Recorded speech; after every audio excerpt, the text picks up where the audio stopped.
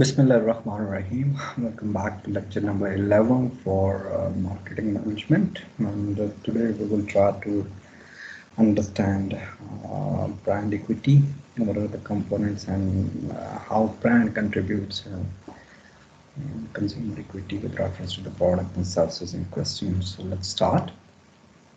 So let's try to identify what is our understanding about brand. Brand can be a name, a term, sign, symbol, or design. Okay, name Michael Dell, developed Dell brand, so they utilize that name. Term, it can be just do it or something like this. Key is using the insignia or sign or the tick mark, or a symbol or a design, or it can be a combination of systems intended to identify the goals and services of one seller or group of sellers and to differentiate them from those of competition. So this is basically a set of different components which helps me as a consumer to identify, distinguish between different brands, companies, products available in the market. So what role brand plays for company in question or organization in question? So let's start. Basically, as a consumer, it helps me to identify the manufacturer of different products and services. Product handling आसान हो जाती है जी, supposedly जो accounts हैं या financials हैं उनको manage करना आसान हो जाता है एंड लीगल प्रोटेक्शन जो है वो हमें ऑफर करता है ब्रांड, अगर हमारा इस्टेब्लिश्ड है, प्रोटेक्टेड है। लीगल प्रोटेक्शन इन टर्म्स के अगर कोई हमारा नाम इस्तेमाल करना चाहे या काउंटर फीड प्रोडक्ट मार्केट में लेके आता है तो हम उसको लीगली परस्यू कर सकते हैं अगर हमारा ब्रांड प्रोटेक्टेड है तो उस वक्त में।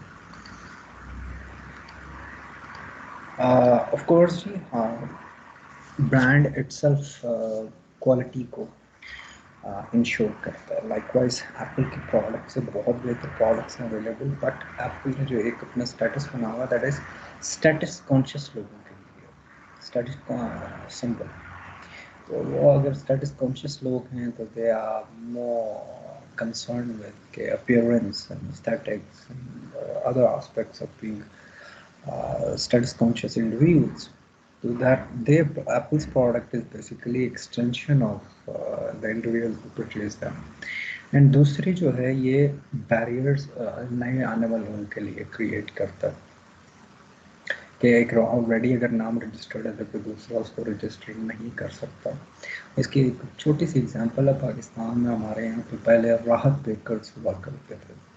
जब बिजनेस ऑपरेशंस स्प्लिट हुआ तो दूसरा फिर एक केस चला गया जी कि who is going to use that names के राहत बेकर्स। तो फिर आप देखते हैं कि एक सेगमेंट राहत बेकर ही रहा और दूसरा जो है फिर आपका तहजीब में ट्रांसलेट हो जाता है और आपका नाम इटसेल्फ जो ब्रांड है वही आपके लिए कंपेटिटिव एडवांटेज में भी ट्रांसलेट हो सकता है। और ऑफ कोर्स जितना आपका एस्टैब्लिश्ड ब्रांड है, प्रीमियम ब्रांड है, आप प्रीमियम प्राइसिंग चार्ज कर सकते हैं उस पर। So let's try to understand कि ब्रांड इक्विटी क्या है। कमर्शियल टर्म्स में अगर आप ब्रांड इक्विटी की बात करेंगे, कंज्यूमर्स कैसे परसीव करते हैं, कैसे अंडरस्टैंड करते हैं, कैसे एनालाइज करते हैं किसी भी कंपनी, ऑर्गेनाइजेशन, सर्विस के डिफरेंट ऑफरिंग्स जो मार्केट में अवेलेबल हैं।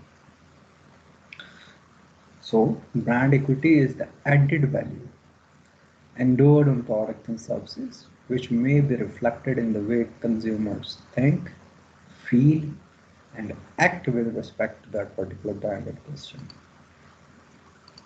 Strong brand के आपके advantages क्या क्या हो सकते हैं जी?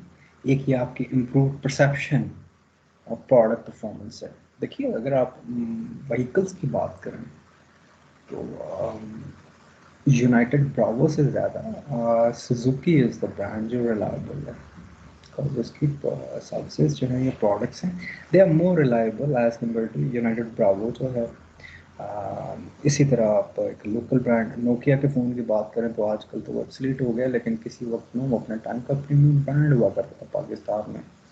And same goes for Motorola का जो रेजर फ़ोन था, तो अपने लेगेसी अपने टाइम में that was on the peak. तो जितना ज़्यादा स्ट्रॉन्ग ब्रांड कोई प्रोडक्ट ऑफर करेगा, उतना ज़्यादा ही लोग कंफर्टेबल होंगे कि यार ये प्रोडक्ट डिलीवर भी करेगी, लॉयल्टी आपकी ट्रांसलेट होती जाएगी। जैसे अभी आप देखें अगर, तो बेसिकली आईफोन 12 प्रो जो है, more less it's same as compare to 11 pro. तो एस्थेटिक्स या अंडर द हुड तो चेंजेस हैं, लेकिन अपरली सामने, लेकिन जो डाई हार्ड फैन या क्लट है एप्पल का, उनके लिए ये बहुत ज़बरदस्त चीज़ है। एंड इसी तरह अगर आपने लॉयल्टी देखनी है तो HOG, that is Harley Davidsons owners group, तो आप उसको स्टडी कर लें, ऑनलाइन अवेलेबल है, आप उनकी वेबसाइट पे जाइए। तो ये आपका जितना स्ट्रॉन्ग ब्रांड है मार्केट में, वो उतनी ज़्यादा लॉयल्टी कन्वर्जन में लेके आता है। लोग आपके ब्रांड के साथ अपनी एसोसिएशंस रिलेट कर लेते हैं। ये बिल्कुल ऐसे है जैसे कोको कोला ने कोक ज़ीरो या कोक डाइट के नाम से इंट्रोड्यूस कराई, तो उसके ऊपर उनको बहुत ज़्यादा क्रिटिसिज्म वहाँ था कि आपने हमारी जो वो हैप्पी मेमोरीज हैं वो आपने सारी की सारी डिस्टर्ब कर दी हैं, डिस्ट्रॉय कर दी हैं। इतना ज़्यादा बैकलैश के ऊपर कंपनी को डिसाइड करना पड़ता है कि वापस वो ओरिजिनल के नाम से उसको लॉन्च करें। और आपके जो मार्केटिंग एक्शंस हैं, उनमें आपको ये काफ़ी हेल्प कर सकता है कि ये ज़्यादा वल्नरेबल नहीं है। वल्नरेबिलिटी क्या है? जब आपका ब्रांड प्रोटेक्टेड नहीं है, ट्रस्टेड नहीं है, कॉपीराइटेड नहीं है, पेटेंट नहीं है, तो उसमें आपको फिर ये प्रॉब्लम्स आएंगे। क्राइसिस इस्टेब्लिश तो होंगे हर बिजनेस में, लेकिन आपका ब्रांड अगर इस्टेब्लिश्ड है, मार्केट में कर्से से अवेलेबल है, तो फिर आपको क्राइसिस को एक्सपोजर आपका ज़्यादा नहीं होगा। Margin, profit margin, cost margin and price margin, इसके अंदर आप काफ़ी लेवरेज ले सकते हैं अगर आपका जो ब्रांड इंप्रेशन स्ट्रॉन्ग है। इनइलास्टिक है। इनइलास्टिक क्या है कि प्राइस अगर इंक्रीज हो या डिक्रीज हो तो कंजम्पशन पे उसका फ़र्क फिर नहीं पड़ता। और ट्रेड अपॉर्चुनिटीज़ आपके लिए ज़्यादा बन जाती हैं, लोग आपके फ्रेंचाइज हायर करना चाहते हैं, लोग आपके SOPs को अडॉप्ट करना चाहते हैं, and even people are willing to pay the fee for that. और आपका ये मार्केट कम्युनिकेशन जो इफेक्टिवनेस है, उसमें ट्रांसलेट करता है आपका एक strong brand. And licensing opportunities, जैसे मैंने पहले भी कहा कि आप फ्रेंचाइज की बात कर सकते हो, आप एफिलिएट मार्केटिंग की बात कर सकते हो, तो ये सारे का सारा बेस्ड है when you have a strong brand available. Now try to understand कि ब्रांड प्रॉमिस क्या है। This is basically commitment at different levels, performance level पे, कन्फर्मेंस लेवल पे, आफ्टर सेल्स सर्विसेज पे। जो एक कंपनी है वो अपने पोटेंशियल एंड एग्जिस्टिंग कंज्यूमर्स के साथ करती है कि उस कंपनी की विजन क्या है, विजन क्या है with reference to the market in coming 5 or 10 years. Brand promise is the marketeer's vision of what the brand must be and what it can do for consumers. So let's try to identify कि possible components क्या होंगे आपके brand के आजकल। तो एक आपका brand name होगा, फिर उसके आपके कॉर्पोरेट वेबसाइट्स जो हैं वो भी एक कंपोनेंट होंगी, लोगोज या इंसिग्नियाज जो आप इस्तेमाल कर रहे हैं, करेक्टरिस्टिक्स जो आपने आइडेंटिफाई किए वो हैं, स्लोगन आप क्या लेके जाएंगे, एक पब्लिक कंजम्पशन के लिए, एक इंटरनल कंजम्पशन के लिए। तो ये 6 बेसिकली कंपोनेंट्स हैं आपके ब्रांड के एलिमेंट के। सो different examples हैं, जैसे just do it is like या life is good is from LG, खुश रहो is from Kenwood, अमा तलब में पकाओ हमें सेहतमंद बनाओ। अगेन वो एक जिंगल है, नॉट स्लोगन, बट उसके साथ हम इसको रिलेट कर सकते हैं। Nothing runs like John Deere. John Deere American brand है and one of the largest agriculture based equipments की जादारी है इनकी किस्म की। तो ये डिफरेंट एग्जांपल्स हैं मुख्तलिफ ब्रांड्स की जिनको आप देख सकते हैं। I am loving it, everyone knows about it.